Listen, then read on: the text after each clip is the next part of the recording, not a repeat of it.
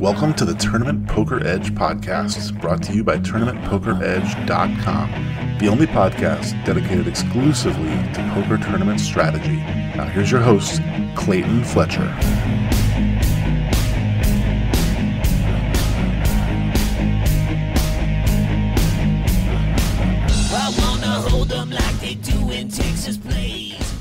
Hello once again, everybody, and welcome to the Tournament Poker Edge podcast. I'm your host, Clayton Fletcher, here in canceled, shut down New York City, where everything is closed.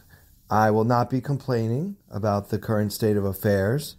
We all know that I am unable to work in my capacity as stand-up comedian, and we also know that live poker is basically on hold for the moment. But I want to talk about a few things for which I am feeling grateful. I think it's easy when things go bad, like they're going bad now, and there's no question that they're going bad. I'm grateful, though. I'm grateful for my health. I'm grateful for this platform, which gives me a chance to still, in a sense, ply my trade, practice my craft. I'm extremely grateful for all of you listeners for supporting this podcast and for showing the love on Twitter at Clayton Comic, and of course for everyone who has left a 5-star review on iTunes for this podcast. I'm grateful because all of that just keeps me going and allows me to have a creative outlet.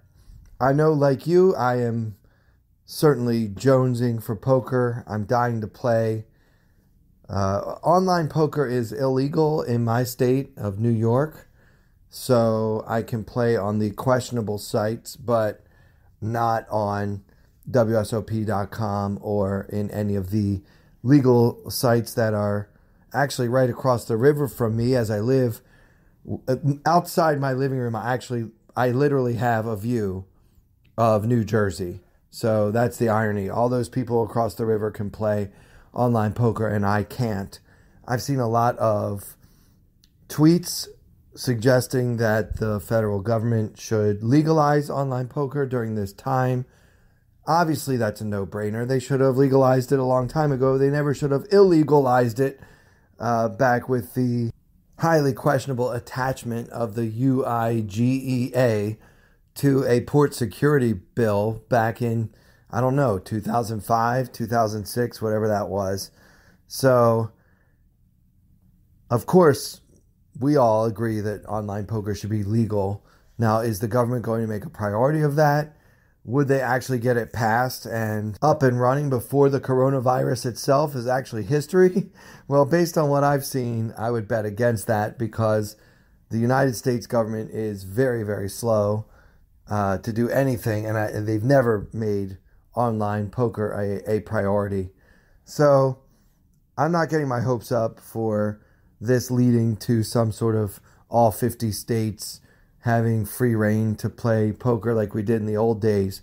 But I am seeing that the online sites are reporting an extreme uptick in traffic just in the last week.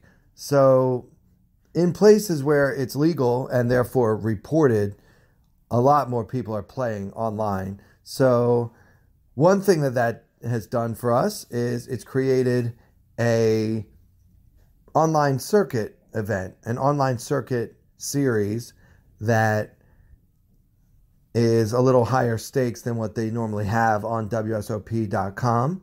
So because they had to cancel a few stops, one of which was in Atlantic City, another one was in Los Angeles area, I believe. So because of that, they tried to basically make up for some of that revenue by having a higher stakes online event, which may be where we're headed as far as this year's WSOP. Certainly they already had, I think, 9 or 10 bracelet events that were scheduled to be played online. So I see no reason why those events can't still happen, even if the rest of the WSOP is canceled. So I don't know. I'm not going to bet on it. As I mentioned before, I'm not about to bet against Doug Polk and Mike McDonald about whether bracelet events occur this year. I know that the WSOP is a huge investment, as are Coachella and South by Southwest and a lot of other big things that have been canceled. How about the National Basketball Association or Major League Baseball? I mean, a lot of things are being shut down because of this very serious disease. But unlike those other sports, poker can be played online. So one has to wonder whether that's where we'll be this summer. Of course, it would be great if more than just a few states could participate, but at this point, I wouldn't get my hopes up about that. Although if it happens, I'll be pleasantly surprised, and that will be one more thing for which to be grateful. Another thing on my list is streaming services. Can you imagine staying inside for 24 hours a day without YouTube, Hulu, Amazon Prime, Netflix, and of course, my personal favorite, Poker Go? I just can't imagine what this experience would be like without all of these wonderful services where I can get what I want, when I want it, anytime. So I'm grateful for that. And I've been reviewing the World Series of Poker main event from last year, 2019, as you all well know. And we will be continuing our review of that in just a few minutes. But before we do, I want to suggest all of you take some time today in the middle of your woe is me and think about how you don't have a cough or a very high fever, even though as a planet we are suffering right now. Some are suffering a lot more than you are if you're listening to this. So let's just keep those people in mind, and at least while we have it, be grateful for our health. Now, with that out of the way, I feel less guilty about talking poker at a time like this. So let's continue our discussion of the 2019 main event final table, as seen on Poker Go. So we're still six-handed on this first day of final table coverage. Out of the 8,500 and some odd players who decided to pony up the $10,000 entry, we're down to 6. And the blinds are still 600,000, 1.2 million, with the 1.2 million big blind ante. So there is 3 million in the pot as the cards are being dealt. The stacks are the two halves, Hossein Ensan and Gary Gates.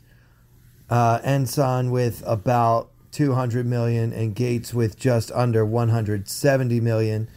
And the other four players each with 50 million or less, with your short stack, Dario Sammartino, with only 28 million, M of 9.3. So, some players are getting to the point where they should be trying to find a shove spot. We're not quite there yet for most of these short stacks, but they're getting down to that point. In this hand, the action folds to Ensign in the cutoff, and he opens to 2.8 million, which has more or less become the standard opening bet at this table. Now there is 5.8 million in the pot, and the action folds around to Zen Kai, currently with 30 million in chips. He's our big blind, holding the ace of clubs and jack of hearts. So he's 5th out of 6 right now with exactly 30 million. And he has ace jack. Let's talk about how you should play ace jack when you have an M of 10, or as many of you will prefer, about 25-ish big blinds. Well, you could certainly make a case for just ripping it in right here. You know, the cutoff open from Ensign is probably a range that is inferior on average to your holding, which is relatively strong ace-jack offsuit. I mean, it's not a hand that I get too excited about seeing, but it's certainly good enough to shove here. It is a plus EV play.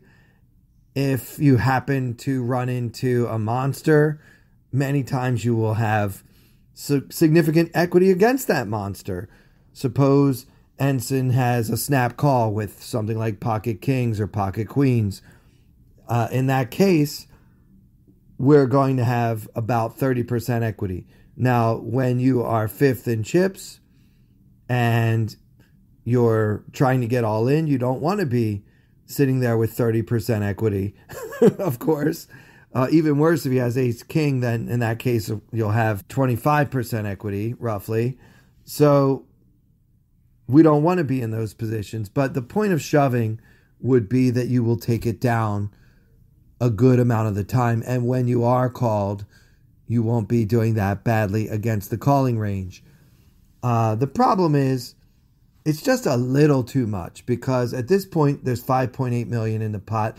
Let's go ahead and round that up to 6, and then we shove for 30. So we're putting in 30 million to hopefully win the 5.8. So you can see that is 1/5 of our current stack. So we're trying to increase our stack by about 20% with this shove. It's a little less than 6, so let's be fair. Let's call it 19%. Essentially, you're trying to increase your stack by 20%. Is it worth my tournament life to do that? Should I only be looking for hands that I can shove and want action? Well, I mean, of course, the idea of game theory tells us that we need to have some quote-unquote bluffs in our range. I mean, we'd love to be able to make this play with pocket jacks, pocket queens, ace king. We probably would want to make a different play with aces or kings. But on balance, you might want to make the same play with those hands as you would with jacks or queens, so that your hand isn't too easily read. And theoretically, we should have some hands that don't want to get called. In practice, though, at the final table of the main event, I don't think you're going to see players like Zen Kai go ahead and rip it in with something like 9-7 of clubs here. I just don't think that that is something they would do, nor do I think they should. There is real value to the tune of $400,000 just surviving until there are 5 players left. The problem for me, as I always say, is, the difference between 6th place and 5th place may be $400,000, but the difference between 6th place and 1st place is almost $9 million, and that's why I play for 1st. And we talked about that before. I'm not going to get into that here. But to shove or not to shove, let's talk about whether Kai could possibly make a different play. What about a smaller 3-bet, possibly with the intention of folding to a 4-bet? I mean, I think that play has its merits, especially if Kai has been paying attention to Hossein Ensan's general strategy. Although he's basically been the big stack for 2 days now, he hasn't really been the aggressor.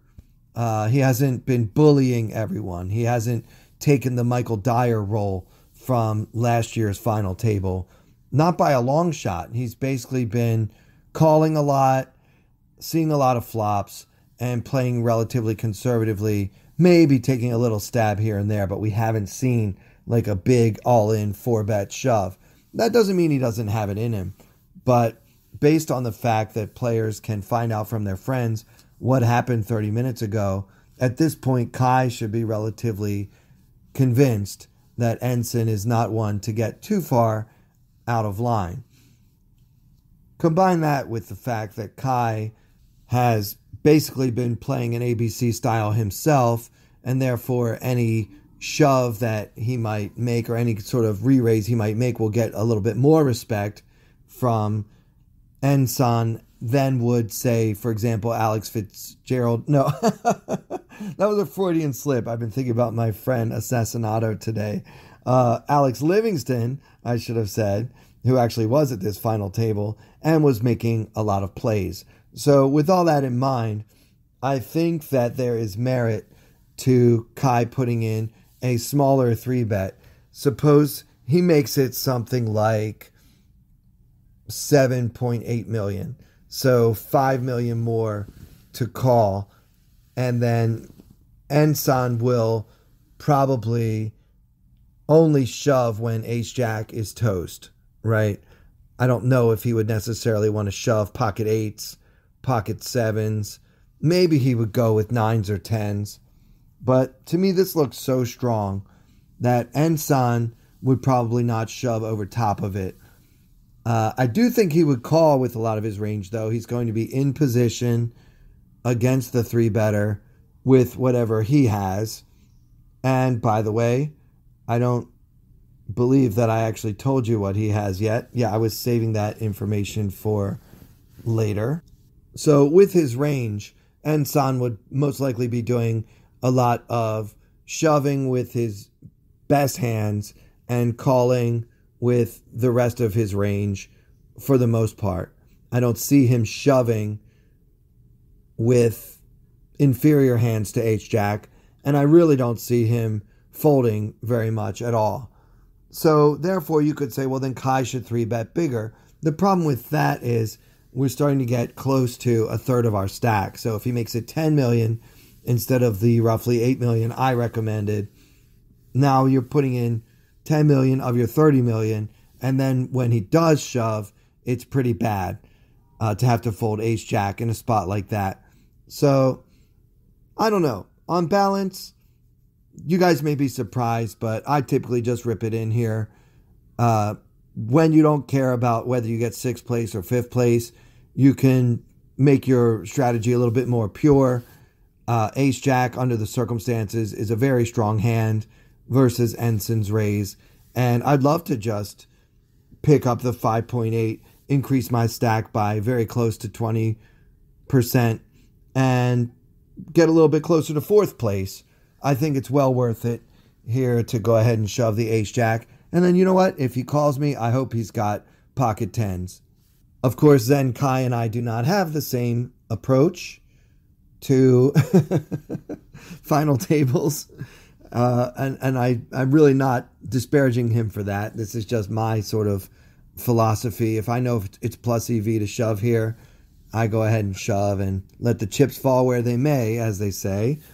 But he just calls and takes a flop, holding the ace of clubs, jack of hearts.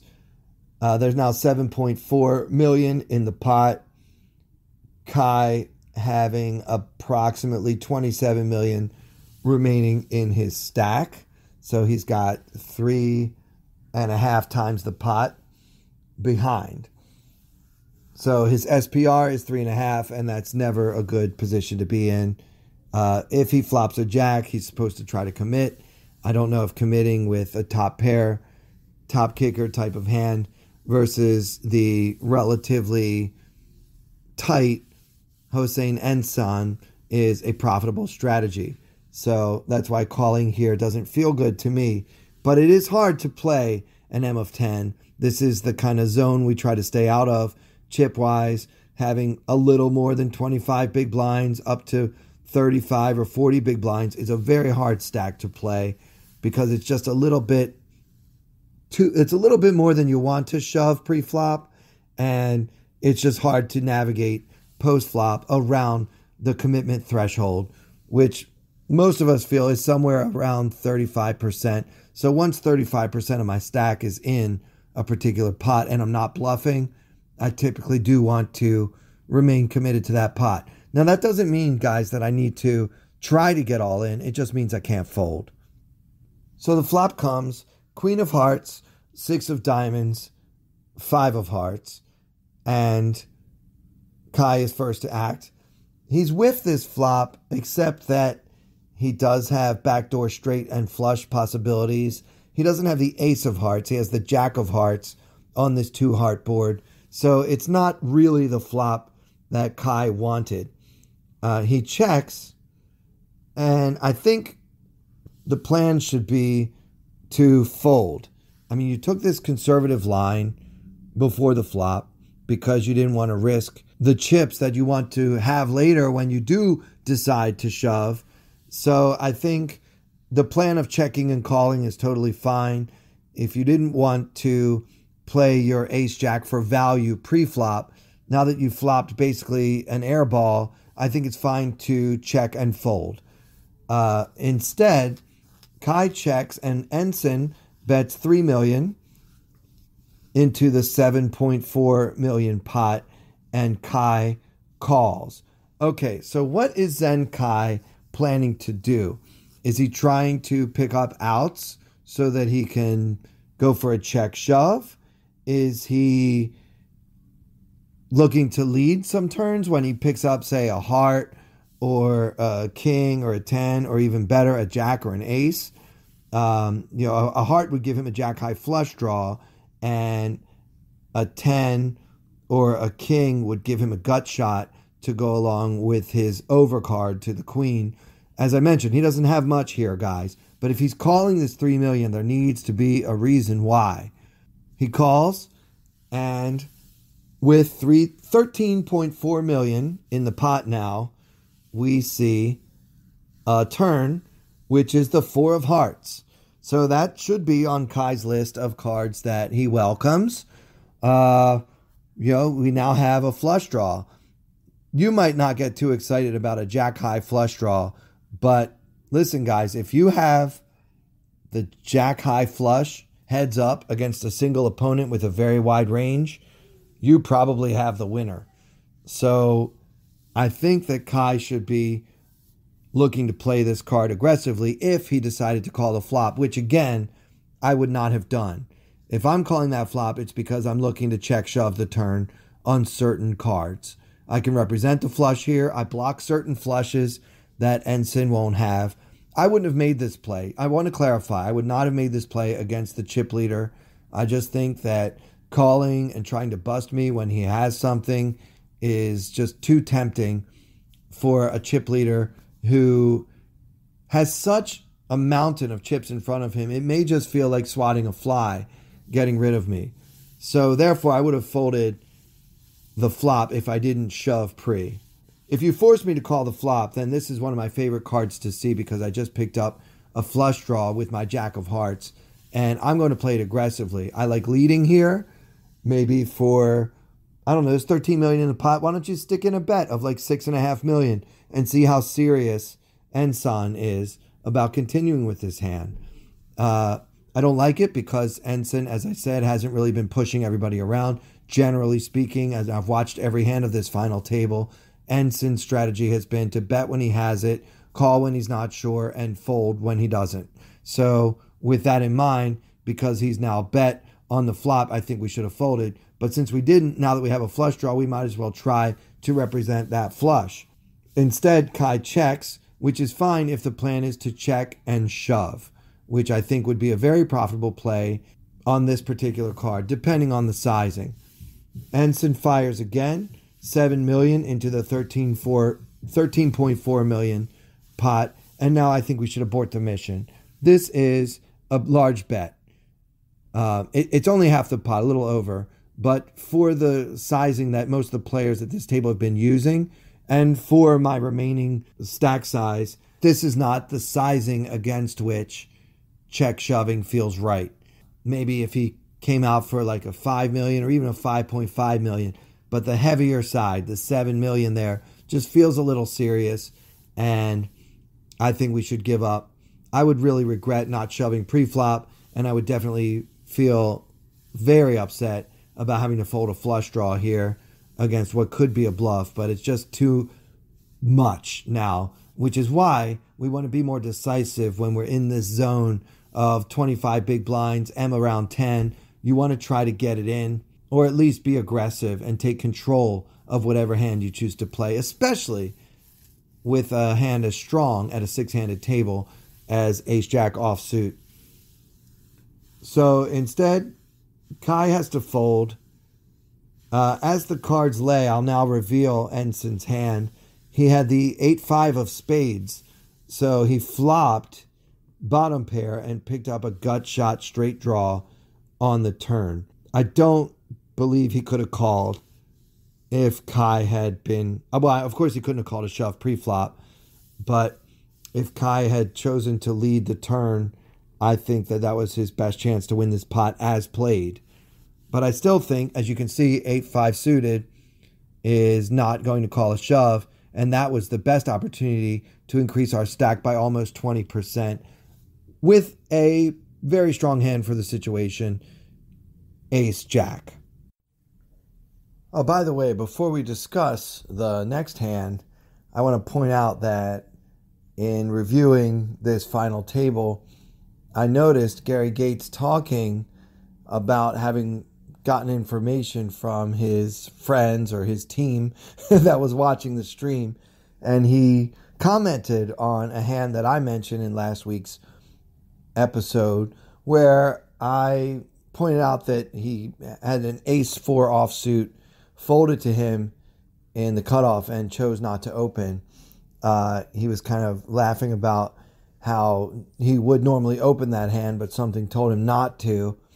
And if you remember from last week, the player to his left on the button had pocket king, so it could have been disastrous had he opened that. But overall, the theme of this final table was people not being willing to pull the trigger. And look, I get it. There are literally millions of dollars at stake. I hate having that kind of stack because there really isn't a good way to play it. But because of my play for the win approach, I think that I would have played it that way. If anyone out there is good with solvers and has some time during this quarantine, would you plug that in for us with those stacks and let me know whether shoving is plus EV and how the solver would play. Of course, the solver doesn't understand pay jumps and table dynamics and what kind of player Ensign is like. But still, I'd be interested in what the computers think, if anyone would care to oblige. All right, so let's move on to the next hand. Now, guys, I have been very hard on Alex Livingston as I review this table. He, by the way, before this final table, had already accumulated over $700,000 in lifetime earnings. He's a grinder. He's a pro. I don't agree with a lot of the things he did at this final table, but I have to acknowledge that there's a chance he has reasons that are beyond me. There is more than one way to play a no-limit hold'em tournament. You guys know my attitude. I try to accumulate a big stack, put pressure on people, especially on the bubble. I like to have a big stack when the bubble is done, and then I start trying to get at least 2 times the average stack for the final table. And then once I'm at the final table, I put tremendous pressure on those that I think are trying to ladder up as I try to win the title. That's basically my tournament philosophy in a nutshell. Obviously, certain dynamics, certain variables can affect my willingness to play that basic strategy, but that is kind of my mindset going in. But I'm always willing to learn. I think we need to be humble. And so I just want to acknowledge, especially before I review the hand I'm about to review, Alex Livingston is a good player. Obviously, he's had a lot of success for a long time in the game. This is one of the most talked about hands from this final table. So at this point, Livingston is under the gun with pocket queens. He's third in chips with 50 million. The 2 big stacks, again, are Ensign and Gates with about 200 million each. So it's not even close. With 6 players left, it appears to be Ensign or Gates and then everybody else. So among those who constitute everybody else, Alex Livingston is the biggest stack with 50 million. The other players behind him have 39, 30, and 29 respectively. So he opens with pocket queens. He makes it 2.8 million, which again is the standard opening bet at this table. I like it. I'm sure all of you like it as well. Folded to Dario Sammartino in the cutoff, and he calls which is strange because he has the shortest stack of all with only 29 million in chips. I don't want to tell you what Sammartino has just yet. Folded around to Gary Gates in the big blind, who makes it 13.3 million. All right, I don't want to tell you yet what Gary has either. Put yourself in Alex Livingston's shoes. You have 50 million in chips. So your M is about 17. That's a rough estimate on my part. 16 or 17. 41 big blinds in your stack. And you've got 2 queens. I mean, even as recently as 5 years ago, we just didn't ever consider folding pocket queens with fewer than 60 big blinds pre-flop. It's just not something that you could do back then. The fact that, sorry if you can hear my neighbors, some children making some noise next door. I hope that this microphone isn't picking them up, but these are the times we live in. Everybody's home, guys. Anyway, let's try to make the case for considering folding here. I'll be honest, guys, it's not an easy case to make, but there is a case to be made, and it involves ICM.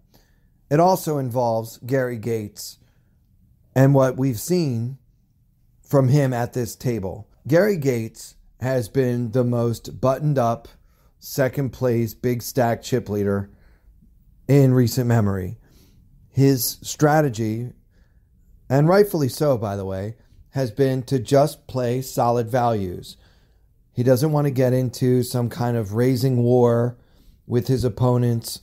He's very, very happy just to be at the final table as an amateur player. And he's not a bad player. He's just, it's not like Gary Gates dedicates as much time as all of us to trying to improve our game and learn about the nuances and all that sort of thing. He's got obviously a solid fundamental understanding of the game, but I think I really like his approach to this table. He's like, you know what? There are some very good players at my table. I have a good stack. If I just don't screw this up, I should be able to win several $1 million today, which for a guy who was planning a proposal in the weeks following the main event, that's definitely something to think about. I'm not sure that Gary's mindset was, I'm going to try to win the championship. I know Gary personally, but not very well. He's not like my bestie or whatever. But I know that he was absolutely over the moon just to get this far in the main event, which is important to acknowledge because some of the players at this table would be disappointed with anything less than first. And I think those players were Alex Livingston, Dario Sammartino, and Hossein Ensign.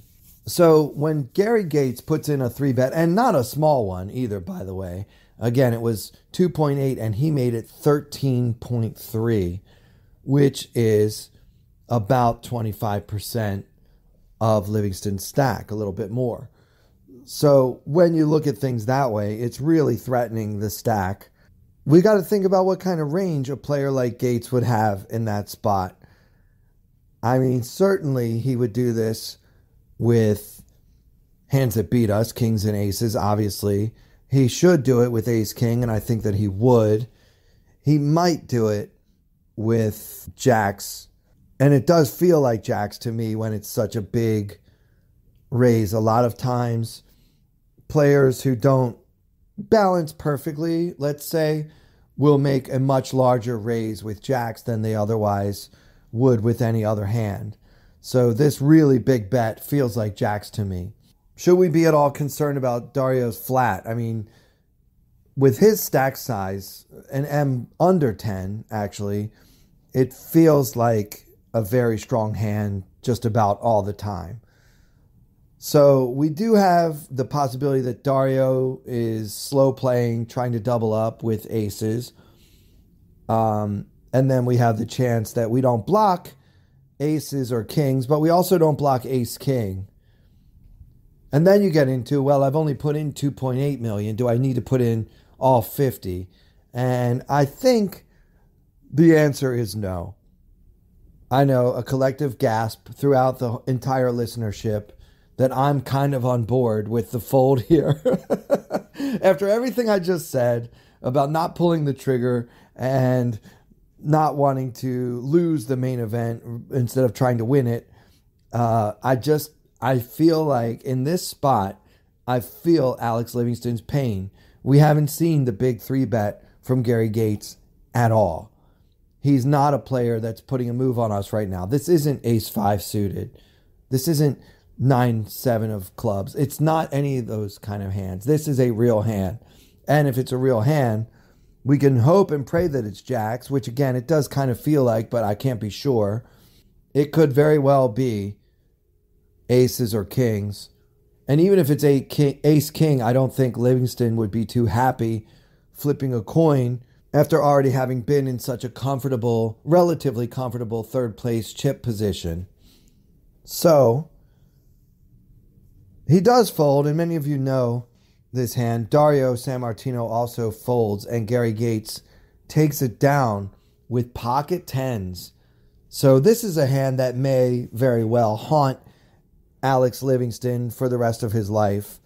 By the way, in 2013, Livingston made the final 2 tables of the main event too, so he wasn't playing. He has been here before. Well, not the final table, but I believe he got either 15th or 13th place back in 2013. So he's no stranger to this tournament. And that may have influenced his decisions earlier to maybe try to pick on players who might have been hot and nervous under the lights.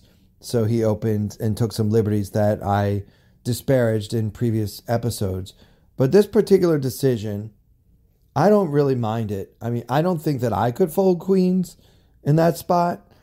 Thinking about it now and realizing what Livingston saw, I open under the gun, which shows a lot of strength. Sammartino calls with only 29 million behind. He puts in 10% of his stack with something. And then Gates, who hasn't made a move all day, as Norman Chad puts it, he doesn't have a hair out of place. And he really hasn't, puts in this huge 3-bet. Queens don't look that good, honestly. I would still push and pray and hope that it was jacks, especially because it does feel like jacks, and I love to be getting it all in against jacks. But more importantly to me, for my psyche, folding the winner here, when this is like really my spot to start contending for this bracelet, it's like you have pocket queen 6-handed. What are you supposed to do? But under the circumstances, I can get behind the fold. I understand the fold. I'm not sure I could have made it myself, but I do understand, and I feel very sad for Alex Livingston because I have made plays on camera before that everybody sees and they say, how did he do that? Why did he do that? And I would like to be able to tell a camera crew exactly what I did and why, so that the public who watches poker doesn't think, what's wrong with him? Why is he stupid? And Alex got a ton of flack for this laydown, but honestly, I understand. Anyone who's ever played in a major event, whether it was televised or not, whether it was streamed or not, we all have hands that we can say, I'd like to go do that one again. And I think for Livingston, this was that moment. He lays it down, hoping that everyone's going to say, wow, what a great laydown. How did he know that he was beat? But because he wasn't beat, instead they say, what a donkey. Look, guys, it's much easier when we can see the cards. Well, that will do it for this episode. I hope you guys enjoy these hands. I'd love to hear your thoughts, your solver results, anything else you would like to share about these hands from the 2019 main event. Here's hoping that there will be a 2020 main event in some form this summer. And more importantly, here's hoping that each and every one of you gets through this experience with not only your physical, but your mental and psychological health intact when all is said and done. If you're looking for a way to spend these days when you are locked in your home trying to avoid either contracting or spreading this awful virus that's going around, may I suggest a membership in Tournament Poker Edge. We have so many videos from all the best coaches, some unbelievable training videos that you can watch and think a little bit more deeply about your poker game, learning from the likes of Andrew Brokus, Alex Fitzgerald, Colin Moshman, Daryl Jace, and so many more. We also have our forums where we discuss hands that our members played, whether it be in a $3 online satellite or in the Super High Roller Bowl. So everybody is welcome, and for as little as $25 a month, you can have access to all of the above and so much more. Visit tournamentpokeredge.com. So for everyone here at TPE, I'm Clayton Fletcher. Thank you all so much for listening.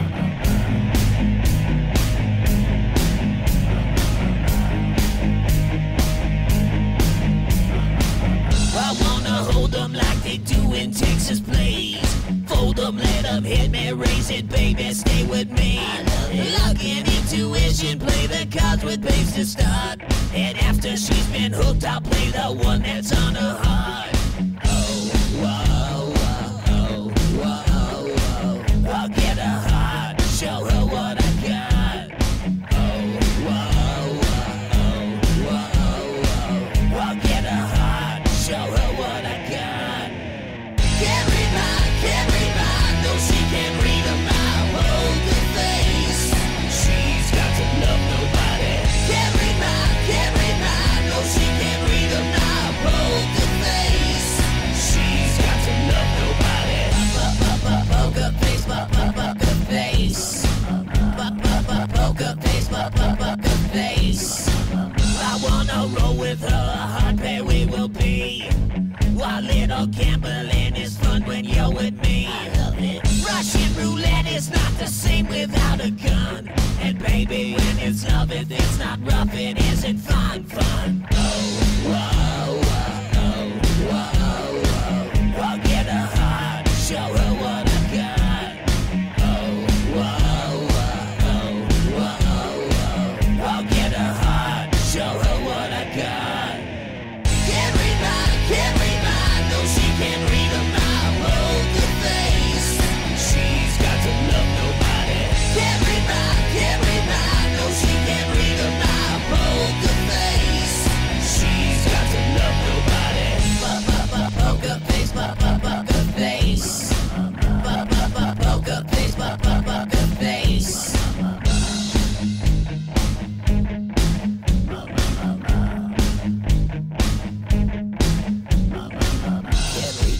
Can't read mine, no she can't read a mile. Poker face, she's got to love nobody. Can't read mine,